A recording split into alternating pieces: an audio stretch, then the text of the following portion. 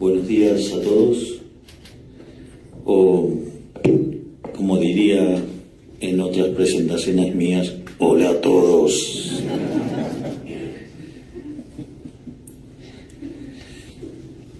Básicamente, en primer lugar, quiero dar las gracias por invitarme a disertar sobre las características de lo que es el modelo argentino. Y básicamente la presentación tiene 4 partes. Hay una primera parte que tiene que ver con lo que nosotros llamamos la base moral del modelo, y que son los lineamientos sobre los cuales se guía la política en general y la política económica en particular.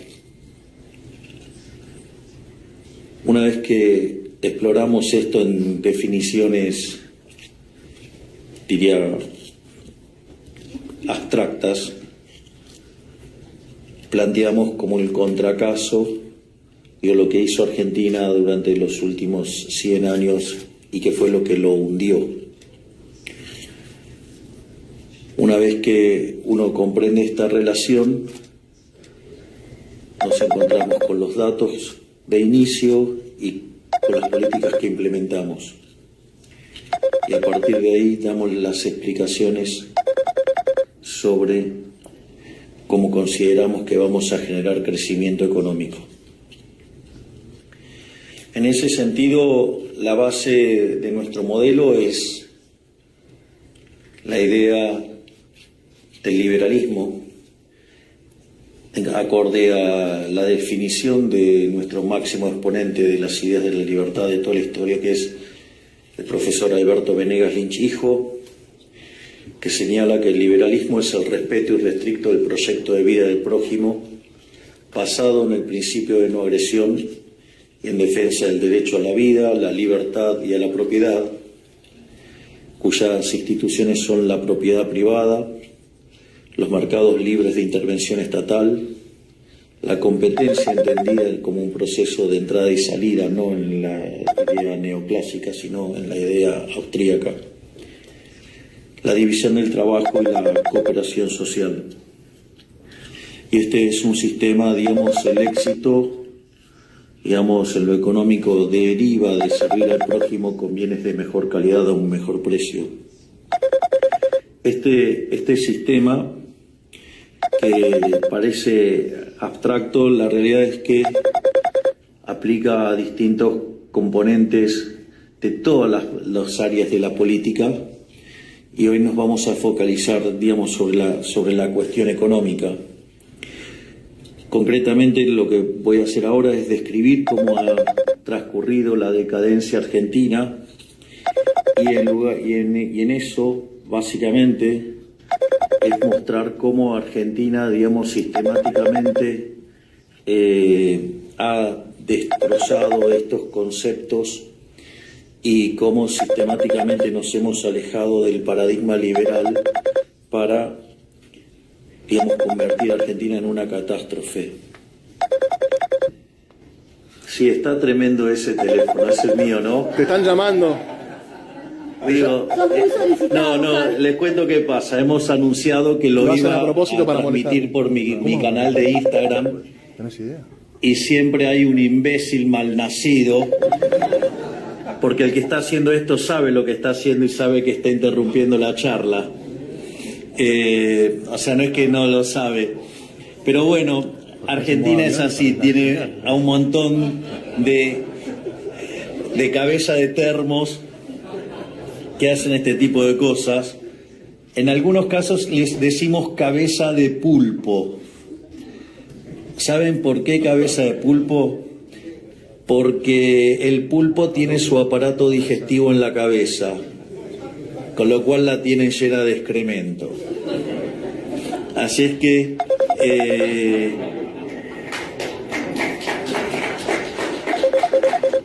dicho esto, a esos simpáticos que están tratando de interferir y molestar en la conferencia, Bueno, sabrán que en un debate tenía enfrente tosedores, así es que, digamos, imagínense que de Argentina pueden esperar cualquier cosa.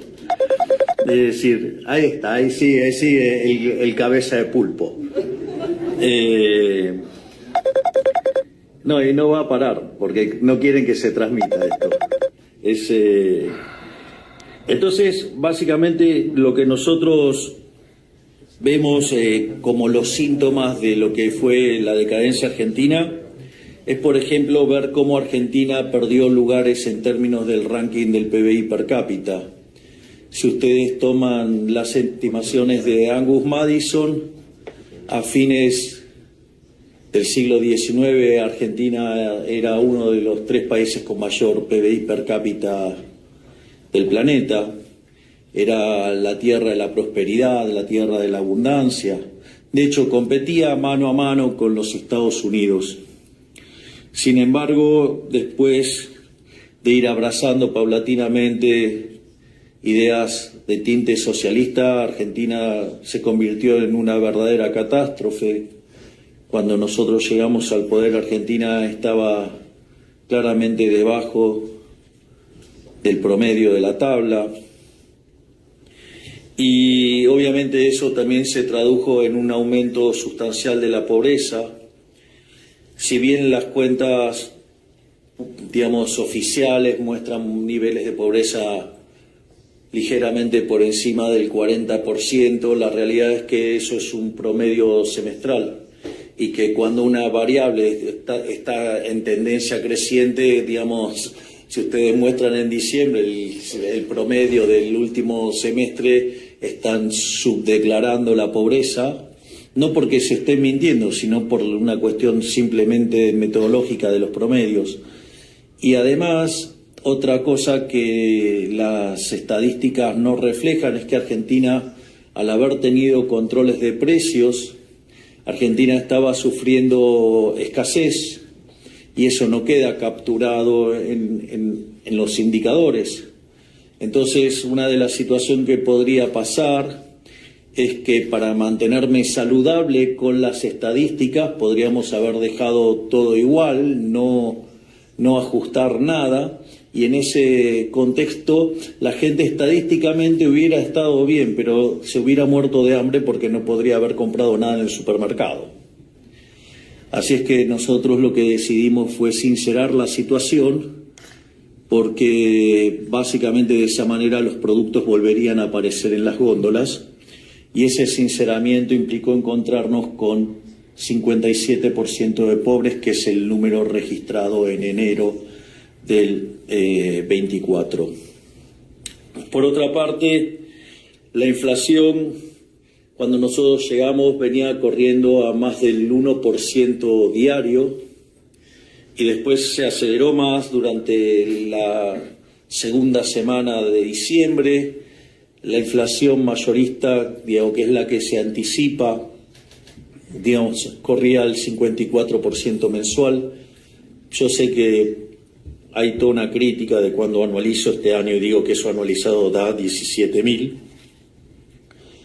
Y básicamente cuando hago esa cuenta dejo en claro los distintos desequilibrios que teníamos.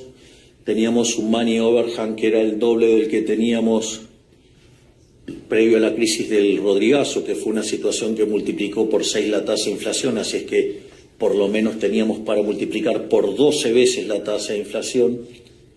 Al mismo tiempo nos dejaron en el Banco Central 4 bases monetarias que vencían en un día en pasivos remunerados. Quiere decir que en un día podríamos haber quintuplicado la cantidad de dinero, o sea, con lo cual quintuplicar, digamos, los precios no hubiera sido nada extraño al ritmo que traíamos. Además, teníamos vencimientos en deuda en pesos por el equivalente de 90.000 millones de dólares.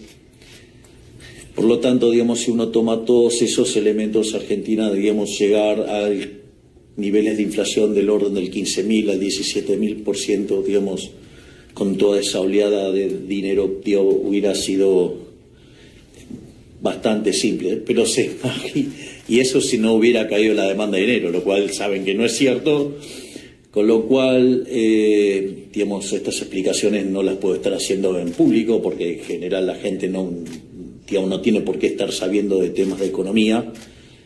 Entonces, por eso siempre simplifico con la anualización del número.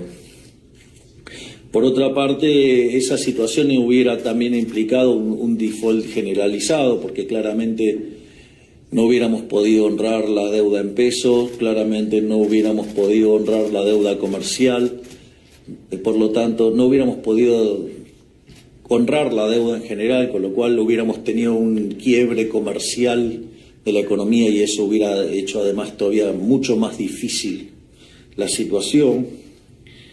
Y además, digamos, Argentina se enfrentaba a una situación de alta presión impositiva.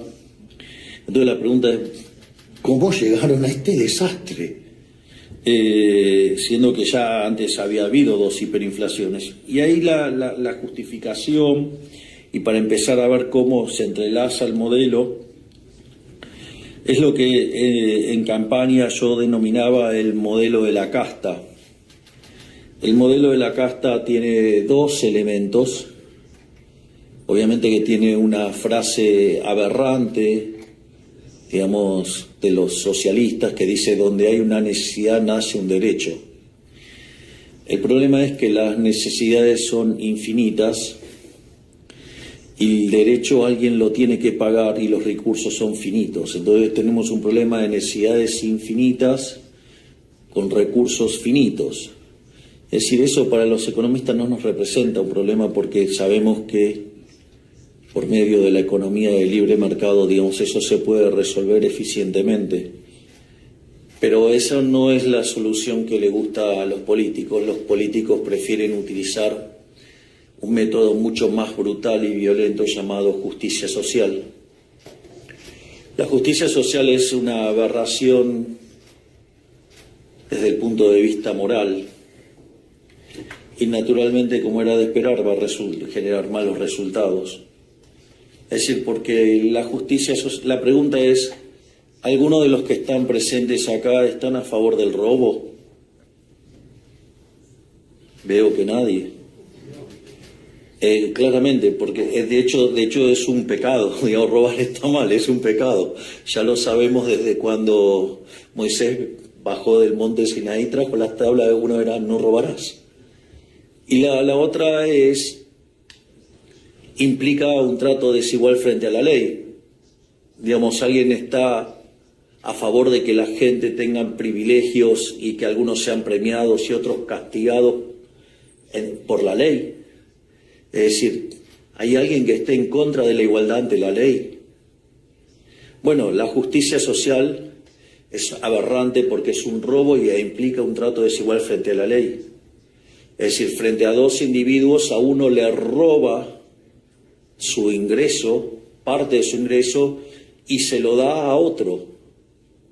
Por lo tanto, digamos, está el robo y está el trato desigual frente a la ley. Y eso además genera un grave problema de incentivos, porque si el que genera la riqueza está siendo castigado y el que, digamos, básicamente patalea y clama porque esto es injusto, le dan dinero, entonces el incentivo es a patalear y gritar y quejarse y no trabajar.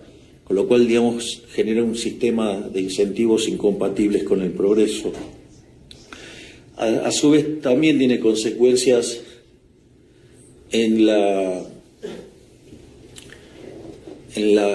calidad de vida de la sociedad, pero no ya solo, digamos, por su daño en lo económico, sino por el daño en el vínculo entre las personas. Promover y potenciar una sociedad de envidiosos hace que el clima dentro de la sociedad sea extremadamente hostil. La sociedad vive enfrentada por una supuesta lucha de clases. Y en ese sentido, la calidad del vínculo es muy mala y hay mucha desconfianza y la sociedad queda hiperpolarizada y lo que reina es el odio. Porque claro, hay uno que produce la riqueza y se la roban y hay otro que dice que tiene derecho a apropiarse la riqueza del otro. Entonces es como si se viviera en una guerra permanente y todo, digamos, por adherir a mala teoría económica. Es decir, como decía Hayek, si los socialistas entendieran de economía no serían socialistas.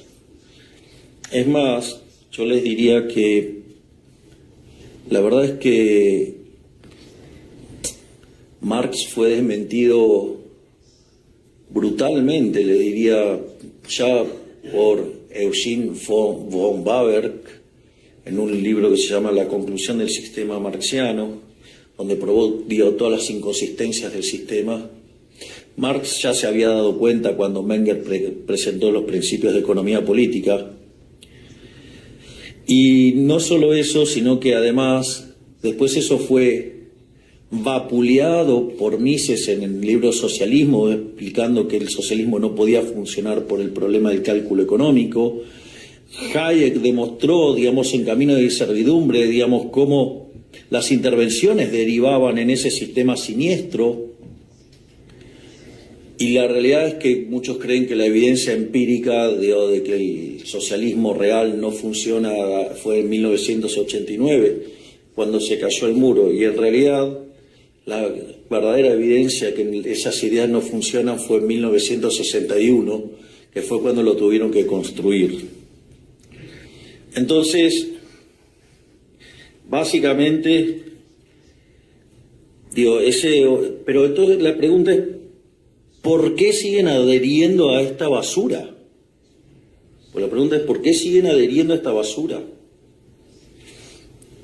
Si fueron derrotados en la teoría del valor, fueron derrotados en el diseño de la estructura de la teoría, fueron destruidos en dinámica, en problemas del cálculo económico, y fueron destruidos por la evidencia empírica, ¿por qué lo siguen sosteniendo? Porque la teoría de la explotación de Rothbardus, es decir, la teoría precedente a la teoría de la explotación de Marx, utiliza la teoría del valor-trabajo como mecanismo para explicar la explotación. Y eso es la base moral de ahí, es la envidia, el odio y el resentimiento. Entonces, ahora, dicho esto, ¿cuál es la consecuencia del programa de la justicia social? La consecuencia del programa de justicia social es que eso se tiene que corregir con la garra del Estado. Es decir, ellos no creen en la mano invisible del mercado, ellos creen en la garra del Estado. Creen en robarle a alguien para darle a otro. Es decir, como si tuviera algún justificativo, es decir, ¿a título de qué? Digamos, o sea, yo quiero hacer caridad con este grupo, no, lo voy a hacer así. Yo quiero hacer caridad con este grupo, el que está a la izquierda, robándole al grupo que está a la derecha. Entonces, yo vengo, les pongo una pistola en la cabeza y les quito el dinero para dárselo a ellos. Es una cuestión aberrante. ¿Cómo voy a hacer para explicarle a este grupo que les estoy robando para hacer beneficencia? La caridad no es a punta de pistola, la caridad tiene que surgir naturalmente, no por la violencia. Esto solo lo puede resolver el mercado, pero ellos no creen en eso. Entonces, la justicia social, cuando arranca, ¿cómo se manifiesta? Como déficit fiscal, como aumento del gasto público. ¿Sí? Y entonces ahora viene el problema de cómo lo financiamos. Pues es un poco violento estar poniéndole a este pobre grupo la pistola en la cabeza. Entonces, ¿qué es lo que hace, digamos, además un político, digamos, cuando es populista? O sea, trata de que el costo lo pague otro y que nadie lo vea. Por ende, lo primero que utiliza como herramienta un político, ¿qué es? El endeudamiento. ¿Y por qué hace eso? Porque el endeudamiento son impuestos futuros. Entonces, la fiesta de hoy, que va a disfrutar este grupo, que además no tengan dudas que todos van a votar al político que haga eso, que además son más que el grupo que está acá, significa que es profundamente inmoral, porque le están pasando la cuenta de la fiesta de hoy a las generaciones futuras. Es decir, hay gente que todavía no nació y tiene que pagar esta fiesta. Es decir, tomar deuda es absolutamente inmoral. Por eso es innegociable en nuestra política económica el déficit cero. el déficit cero no se toma, digamos, así, porque sí, es una definición moral. Es más allá de la macroeconomía, es una cuestión moral. No se le puede estar cargando el costo de la fiesta actual a las generaciones futuras. Y de hecho, todos saben, nosotros estamos trabajando en un programa, digamos, para conseguir nuevo financiamiento, pero ese financiamiento es para repagar la deuda que tiene el Tesoro con su máximo acreedor, que es el Banco Central. De modo tal que los acreedores del Banco Central, los tenedores de pesos, salgan de la estafa de los distintos gobiernos que iban y se robaban las reservas del Banco Central, vulnerando la calidad de los activos que respaldaban ese pasivo llamado pesos. Esto no es menor, porque cuanto más insolvente el Banco Central, se requiere de un mayor nivel de precios para que licúe ese pasivo monetario. Por lo tanto, a más quebrado el Banco Central, el nivel de precios de largo plazo es más alto. Por lo tanto, si tomo el nivel de precios de hoy y lo tomo contra ese nivel de precios, esa línea, esa pendiente, esa línea es la tasa de inflación implícita. Por lo tanto, en la medida que nosotros vamos saneando el patrimonio del Banco Central, ¿sí?, cosa que venimos haciendo sistemáticamente, lo que va a asegurar es que la recomposición patrimonial, el nivel de precios de largo plazo es más bajo y por lo tanto la tasa de inflación implícita es mucho menor. Y es una forma de terminar para siempre con el problema de la inflación. La otra forma de hacerlo es emitiendo dinero. Y emitiendo dinero justamente generamos inflación. Digo, durante muchos años en Argentina se hablaba una estupidez monstruosa que decía que la inflación es multicausal y parecíamos locos aquellos que defendíamos la hipótesis monetaria de la inflación. Y que claro, es como, digamos, o sea, decir que la inflación es multicausal es como hablar, no sé, del esqueleto obeso, digamos, o sea, del helado caliente, la meretriz virgen, qué sé yo, cosas por el estilo. Pero bueno, tuvimos que llegar nosotros para probar que la inflación era un fenómeno monetario. Pero esa inflación en el fondo termina siendo un impuesto, y es un impuesto sobre los sectores más vulnerables.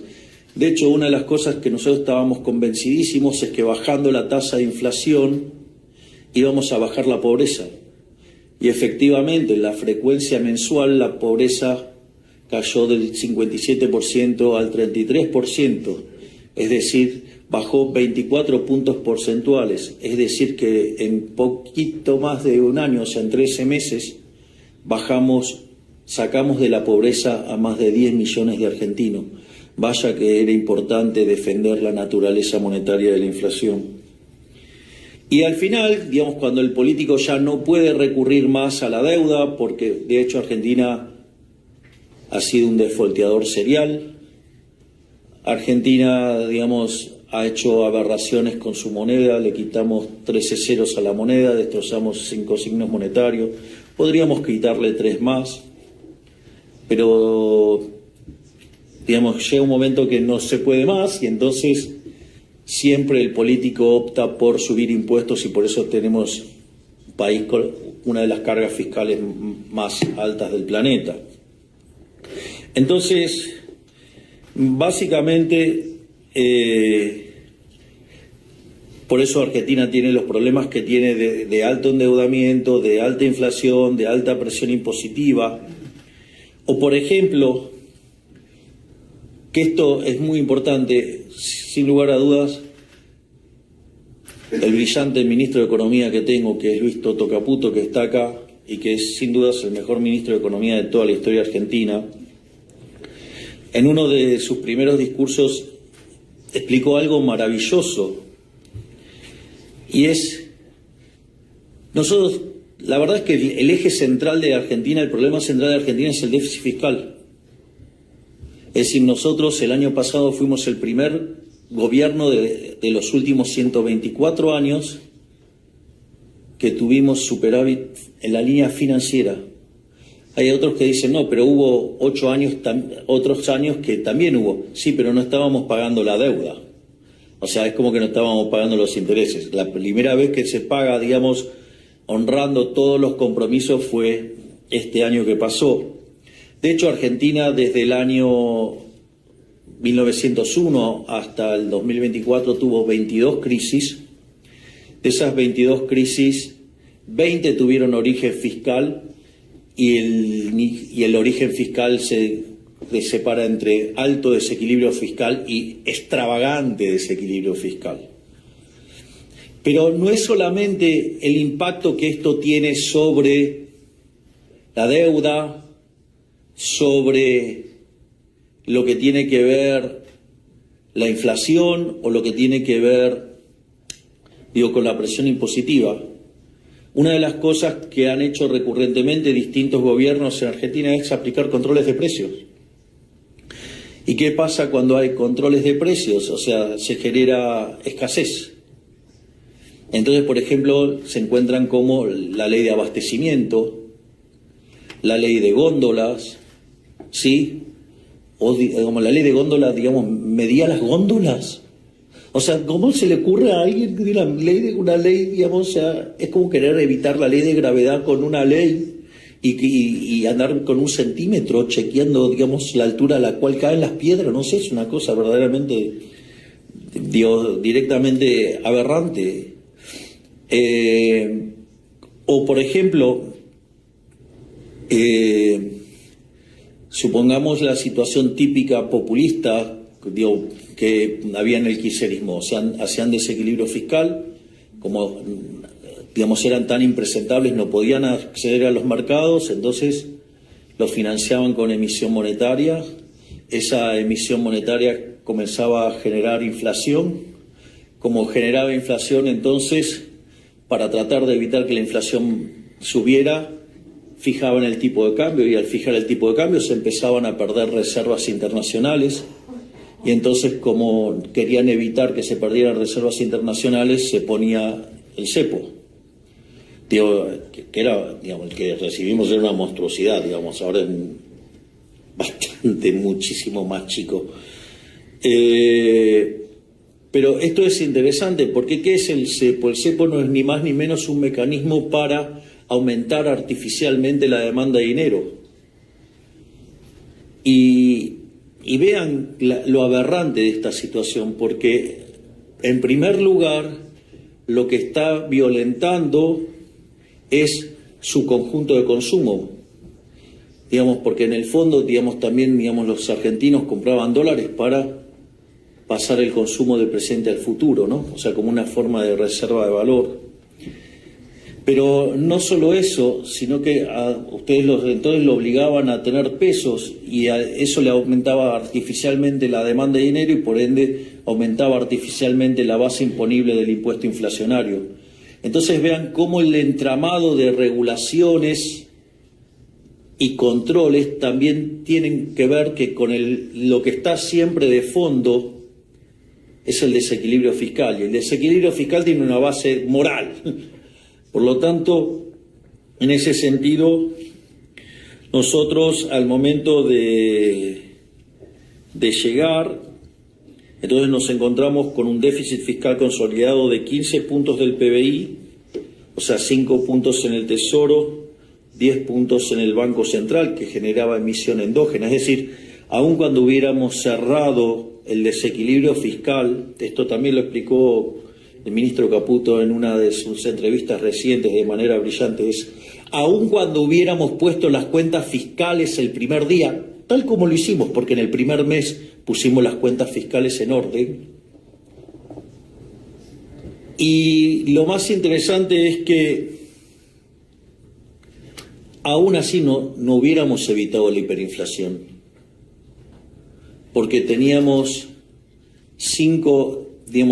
4 bases monetarias venciendo un día. De hecho, si hubiéramos seguido la recomendación de subir la tasa como nos estaban sugiriendo, básicamente se hubiera convertido en una pelota inmanejable, en una bola de nieve, y la hiperinflación hubiera sido un dato. Al margen de, como decía, teníamos vencimientos de deuda en pesos por el equivalente de 90.000 millones de dólares, teníamos deudas con el exterior por 25.000 millones de dólares y caído el acuerdo con el fondo. Además teníamos reservas internacionales negativas netas por el orden de 12.000 millones de dólares. Además, el gobierno anterior, no solo que durante los 4 años emitió 28 puntos del PBI de dinero y 13 lo hizo durante el año electoral, sino que además creó un mecanismo monstruoso llamado CIRA, que era para tener permisos de importación. Entonces eso le permitía acceder a dólares al tipo de cambio oficial. Qué casualidad, pero el tipo de cambio, digamos, o sea, era el triple, había una brecha del 200%. Es decir, una verdadera estafa. Y además, además teníamos deudas pendientes de dividendos por 10.000 millones de dólares, y ya les había contado cómo venía viajando la inflación. En ese sentido, nosotros desde el primer día decidimos hacer un programa de shock, y ahí la idea era alcanzar el déficit cero a lo largo del año 2024. Nos decían que era imposible porque no se podía ajustar más que un punto del PBI, que la política no dejaba hacer eso y no sé cuántas más cosas. Y la realidad es que gracias al excelente trabajo del equipo del ministro Caputo, en el primer mes de gestión alcanzamos el equilibrio financiero. A pesar que en el mes de enero nosotros pagamos intereses, el ajuste original fue de 7 puntos del PBI y 2 puntos del PBI los utilizamos para dar contención en la parte social. Y después de 6 meses limpiamos también el balance del Banco Central, o sea, completando un ajuste fiscal de 15 puntos del PBI. Aquí también fue muy importante la enorme tarea del presidente del Banco Central, Santiago Bausili, y el secretario de Financiamiento, Pablo Quirno, que conforme íbamos sosteniendo el equilibrio fiscal con el correr de los meses, nos permitió ir recuperando los mercados de deuda y nos permitió ir sacando esa deuda que estaba dentro del Banco Central y llevarla para el Tesoro, porque en realidad esa deuda siempre había sido del Tesoro, y que básicamente lo que hacía el gobierno anterior, utilizaba artilugios para colocarle bonos al Banco Central, y entonces el Banco Central emitía y después los esterilizaba por otro lado, y entonces aparecían esos pasivos remunerados enormes que generaban un déficit cuasi fiscal de 10 puntos del PBI.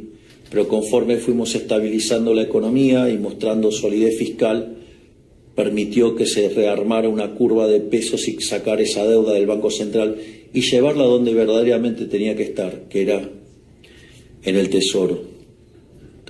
Y en 6 meses logramos hacer eso, con lo cual hicimos este ajuste. Es interesante también porque nosotros la inflación mayorista del 54% la llevamos, hoy tenemos, la verdad es que todos los indicadores caminando en términos al 1%, es decir, el mes anterior, este mes fue 1,5 la mayorista, pero el anterior fue 0,8, la canasta básica viene al 0, total viene al 0,9, la canasta básica alimentaria viene al 0,9 también, la construcción al 0,9, es decir, todos los números vienen mostrando deflación en dólares, dado que el crawling peg estaba al 2%. Es más, si uno toma bienes también, digamos, en el IPC está al 1,5, es decir, todos vienen claramente debajo del 2% del crawling peg más inflación americana. Por lo tanto, y una de las cosas que nos dijeron es que cuando bajáramos la inflación de esta manera se iba a destrozar el nivel de actividad económica y que eso iba a hacer a explotar el nivel de actividad haciéndolo derrumbar y que iban a explotar la cantidad de pobres e indigentes. La realidad es que cuando uno mira otras experiencias históricas, ajustes de la mitad del que hicimos nosotros han generado caídas del PBI del 15%. Nosotros en la frecuencia trimestral teníamos un PBI con un arrastre estadístico de 2,8 negativo y acorde a los últimos datos es probable que en la frecuencia trimestral termine con una caída menor al 2%. Eso quiere decir que hubo expansión durante el programa y efectivamente eso es real, porque si tomo los datos del PBI en frecuencia mensual, que es el estimador mensual de la actividad económica, entre diciembre y diciembre el PBI argentino creció 4%. Es decir, hicimos el ajuste más grande de la historia, bajamos la inflación y además fue expansivo. Creo que los libros de economía sobre ajuste fiscal deben tener un lugar reservado para la tarea que ha hecho este hombre, Luis Toto Caputo.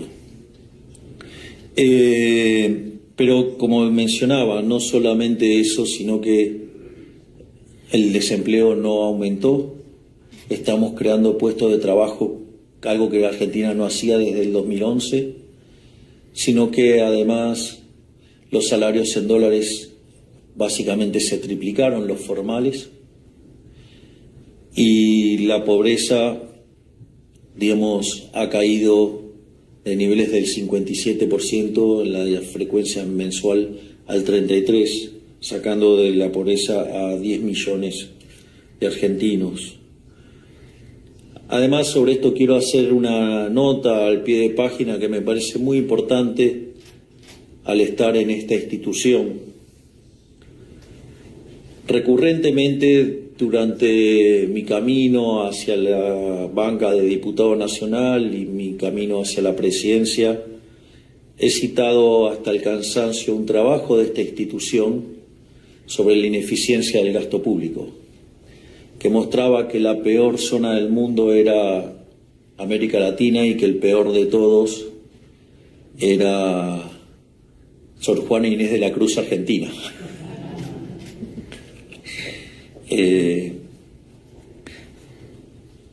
Esto debe ser un error, no suelo citar literatura, suelo citar óperas, pero bueno, hoy me equivoqué. Pero en ese sentido Argentina tenía ineficiencia técnica, por el equivalente a 7 puntos del PBI. En la reunión que acabo de tener con Ilan y otros miembros de la institución, me acaban de decir que lo hemos bajado a la mitad, así es que tenés 3,5 puntos para bajar. Pero me parece que hay algo interesante de esta experiencia que podemos contar, y es por qué haber hecho semejante ajuste no fue recesivo. Esto me parece muy importante. Y el ajuste no fue recesivo básicamente porque el ajuste cayó sobre el Estado. El ajuste cayó totalmente sobre el Estado. Y eso hace que, cuando ustedes tienen un parásito en el cuerpo, no matan el cuerpo, tienen que matar el parásito. Bueno, nosotros estamos dispuestos a combatir el parásito todo lo que sea posible. En ese sentido, nosotros no dejamos de creer que el Estado es una organización criminal que vive de una fuente coactiva de ingresos que son impuestos. O sea, nadie paga los impuestos voluntariamente. Por eso una de las cosas que nosotros sostenemos es que en la medida que probemos que el crecimiento es permanente, vamos a bajar impuestos. Y de hecho, nosotros acabamos de eliminar el impuesto país, que era un impuesto que recaudaba muchísimo.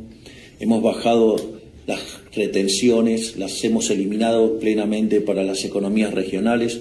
las hemos bajado transitoriamente para cultivos tradicionales y además hemos avanzado en eliminar muchísimos aranceles, impuestos, tasas, así es que, digamos, también estamos avanzando en ese sentido. Y entonces ahora, dicho todo esto, el punto es, bueno, ok, la estabilización está encaminada y ¿qué acerca del crecimiento? Es cierto que hay una parte, digamos, que es la recuperación cíclica. Hoy estamos frente a una recuperación cíclica donde básicamente se están recomponiendo los stocks y con la recomposición de los salarios reales y de las jubilaciones en términos reales, eso está impulsando la demanda. Pero hay otros elementos que hacen al crecimiento a largo plazo. Por un lado, le diría el tema de haber hecho el ajuste que hicimos, esos 15 puntos que tenía de la economía de déficit fiscal, era un menor nivel de ahorro y eran menores posibilidades de inversión. Por lo tanto, el hecho de haber hecho el ajuste fiscal y correr al Estado del medio, eso lo que hace es que básicamente se recupere el ahorro para que el sector privado pueda invertir. Es decir, es falso que nosotros necesitamos salir del cepo para poder crecer, porque básicamente, dado el shock fiscal que cometimos, eso hace que haya, digamos, muchísimo ahorro para financiar al sector privado. Hoy los bancos trabajan de banco, no, digamos, de rueda de auxilio del sector público. No solo eso, sino que además hicimos reformas estructurales. Las reformas estructurales que hicimos en el DNU 70 y en la ley bases son 800 reformas estructurales. Es decir, 8 veces más grande que la reforma que hizo Menem, que fue la reforma más grande de la historia argentina. Por eso, siendo que el gobierno de Menem fue el mejor gobierno de Argentina, que fue reformas estructurales y un programa de estabilización exitoso como la convertibilidad, nosotros ya llevamos en solo un año, con 15% de la Cámara de Diputados y 10% de la Cámara de Senadores, hicimos una reforma estructural 8 veces más grande y además armamos un programa de estabilización exitoso, más exitoso que el de la convertibilidad, porque hoy tenemos mejores términos de resultados en términos de inflación en dólares, que estamos en deflación, sin haber caído en una hiperinflación previa, sin haber expropiado, sin controles de precios, sin controlar el tipo de cambio y además reconstituyendo tarifas. Por eso es que siempre digo que además este es el mejor gobierno de la historia. No por mérito mío, sino por el mérito de los enormes ministros que tengo, porque estoy orgulloso de cada uno de ellos, por la tarea enorme, donde yo lo único que tengo que hacer es fijar el rumbo. Pero ellos se instrumentan que son. Un placer.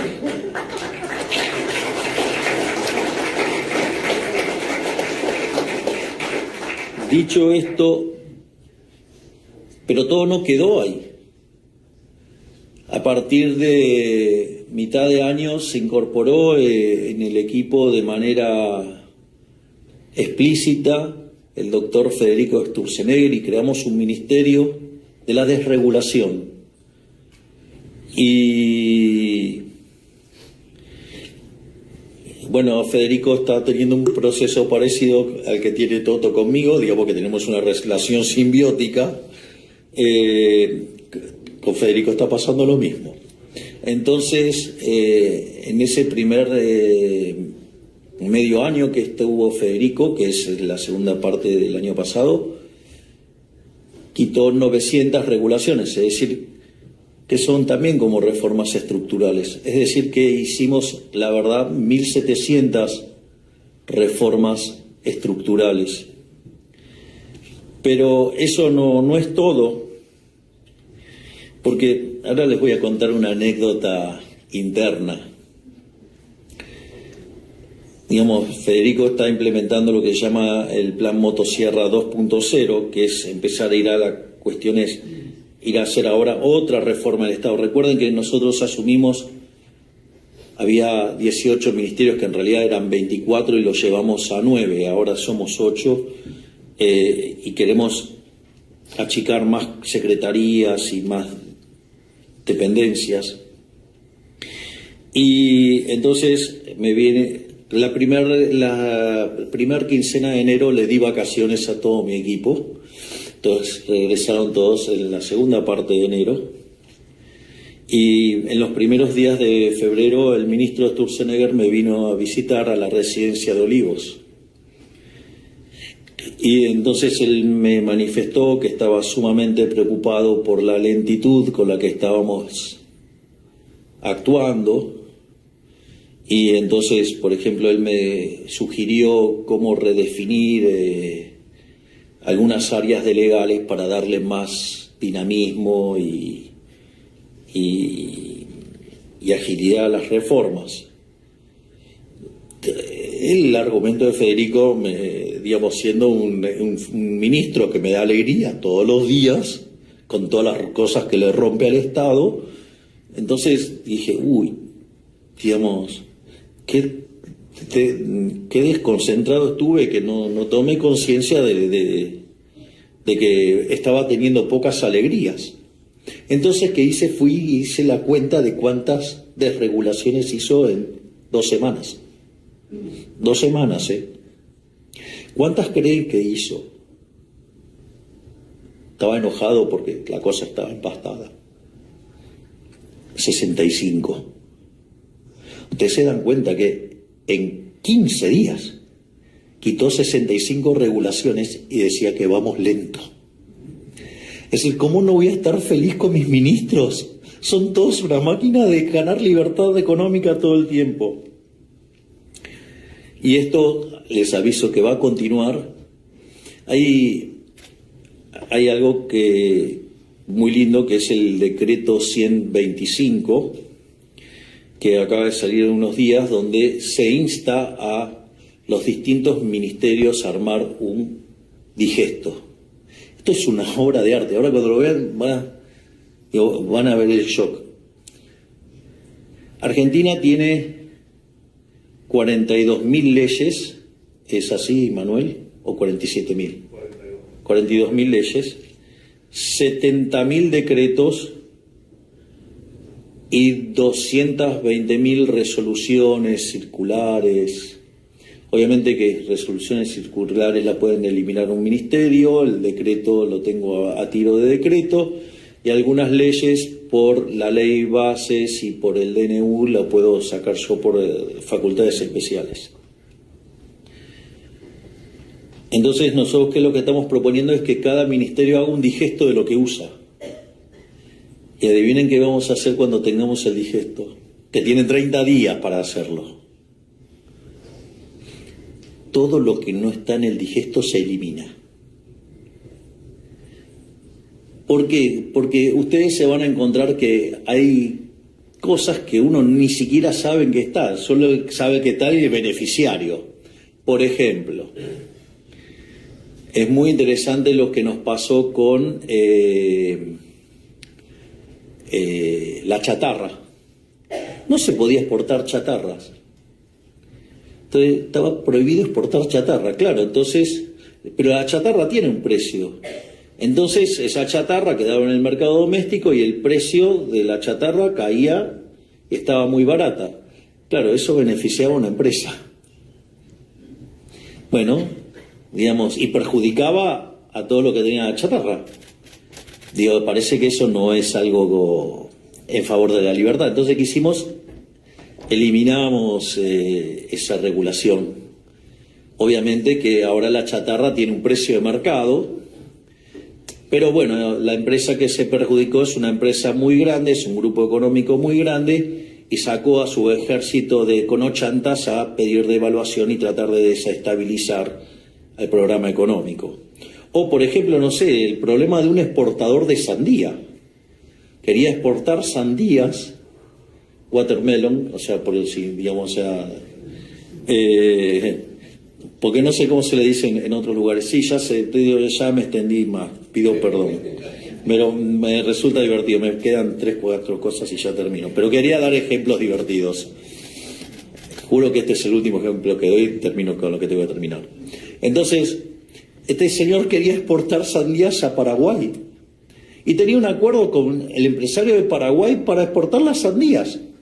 Pero sucede que las regulaciones argentinas le decían cómo tenía que exportar las sandías y el empresario paraguayo no le servía de esa manera, le servía de otra manera. Entonces, ¿qué tenía que hacer este hombre? Tenía que hacerlas como le autorizaba Argentina. La subía en el barco, adentro del barco le cambiaba todo el formato para que lo adaptara como lo necesitaba el empresario paraguayo y así llegaba. Una ineficiencia total. Levantamos esa regulación y obviamente que algunos kiosquitos en el medio se cayeron y algunos se enojaron, pero digamos los productores de sandía están felices ahora. Y los paraguayos también, porque ahora además la reciben más barata. No solo eso, seguimos avanzando en lo que tiene que ver con la reducción de impuestos. Y hay después dos temas más que quiero señalar. Uno es el tema cómo nosotros hemos cambiado el paradigma de la asistencia social en Argentina. Nosotros no tenemos, no sé, el ministerio de, no sé cómo se llamaba antes, digamos, pero todos esos nombres, procurros, sí, por eso, bienestar social. Ay, se imaginarán cómo me suena, por eso no me salía el nombre. O sea, esas cosas están negadas en mi cerebro. Nosotros decidimos crear el Ministerio de Capital Humano. El Ministerio de Capital Humano tiene toda una connotación en términos económicos y en términos sociales. En términos sociales es, no te voy a regalar el pescado, te voy a enseñar a pescar. Y si tenés una empresa, digamos, que saca pescado, mejor todavía. Digamos, y básicamente lo que hace es dar asistencia y cuidar, digamos, de aquellos menos favorecidos en la familia. Por eso hay un área de niñez y familia para dar contención cuando nacen. Y eso se liga, digamos, a la salud, se liga con la educación y se liga con el trabajo, para que las personas recuperen la dignidad de poder ganarse el pan con el sudor de su propia frente y no robándoselos a los otros. Es decir, y esto está haciendo una revolución, digamos, no solo porque está funcionando la política social, que ha dado contención en el momento más complicado del ajuste, además de que le hemos quitado los robos a los piqueteros y a los gerentes de la pobreza, sino que además le estamos devolviendo la dignidad a los sectores más vulnerables y dándole herramientas para que puedan salir de esta miseria. Es decir, que es un ministerio que cuando sea plenamente exitoso y llega a su máximo punto, desaparece. Y el otro es el ministerio que lleva adelante el doctor Sturzenegger. Y básicamente el eje central es que si ustedes miran la historia de la humanidad, al menos desde el año 0 de la era cristiana, el PBI per cápita subió aproximadamente 50% entre el año 0 y el 1800, pero desde el 1800 en adelante, mientras que la población se multiplicó por 10, el PBI per cápita lo hizo por 15 veces. Hasta el año 2023, que es el último dato que hay de las series de Angus Madison. Entonces, en ese sentido, la pregunta es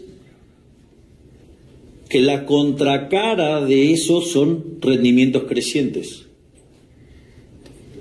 Ahora, si nosotros lo miramos en términos de análisis microeconómicos, eso significa que, si lo quiero poner estrictamente técnico, tengo un problema de estructuras no convexas, o si lo ponemos en términos más entendibles para los no microeconomistas o lo que hacen equilibrio general, tengo un problema de mercados concentrados, el caso más polar serían los monopolios.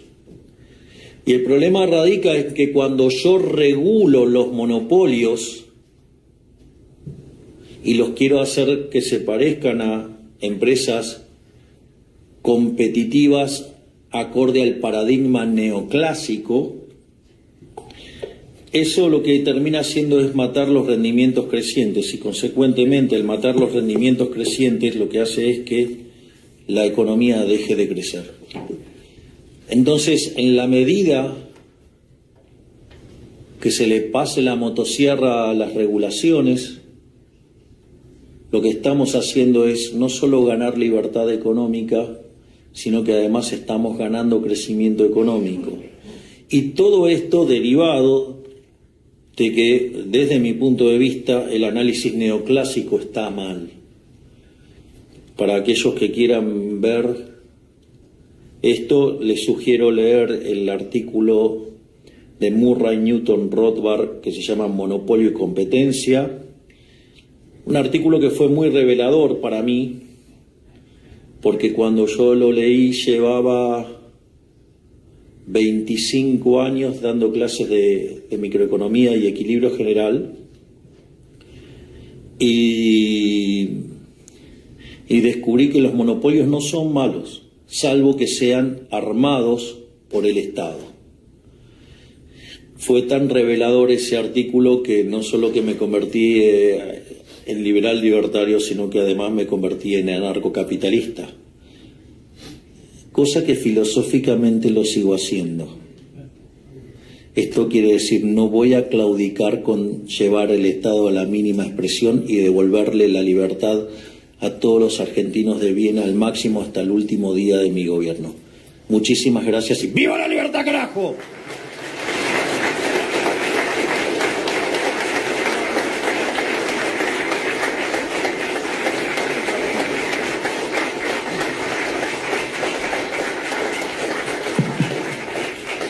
Muchas gracias, presidente, y nos divertimos mucho.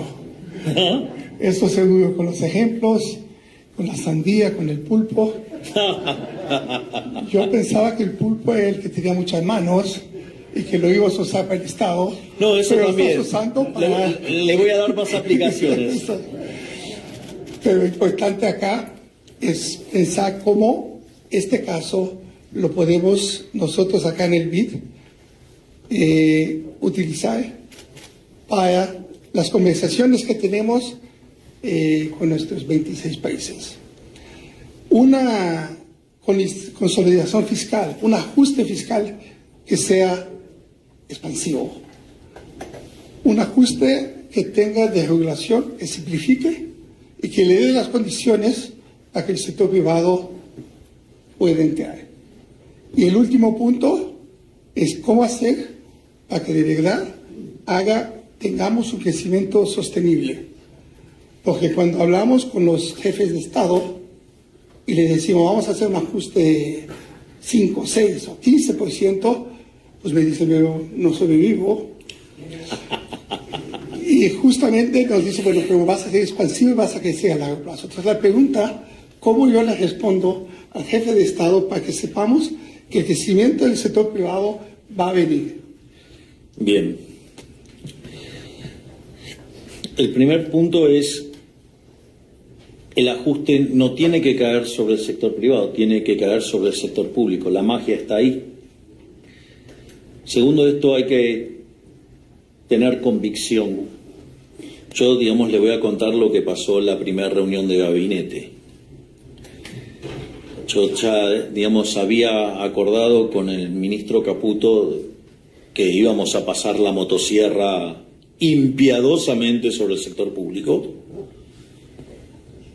Y en ese contexto teníamos planeados también los mecanismos de contención social y demás para la transición. Entonces, cuando fuimos a la primera reunión de gabinete y planteé los lineamientos, al fondo de la reunión estaban todos los abogados y me dijeron, eso no se puede hacer. Bueno, entonces yo le dije, hacía como 40 grados, no sé cómo sería en Fahrenheit el equivalente, pero hacía mucho calor. Y entonces le dije, y la pregunta es, si voy a la esquina y se lo pido al heladero, digamos, ¿cuál es la respuesta que me va a dar? No se puede. Así que le dije, la verdad es que no me interesa lo que me digan ustedes, y la única respuesta que acepto es que me digan cómo hacerlo.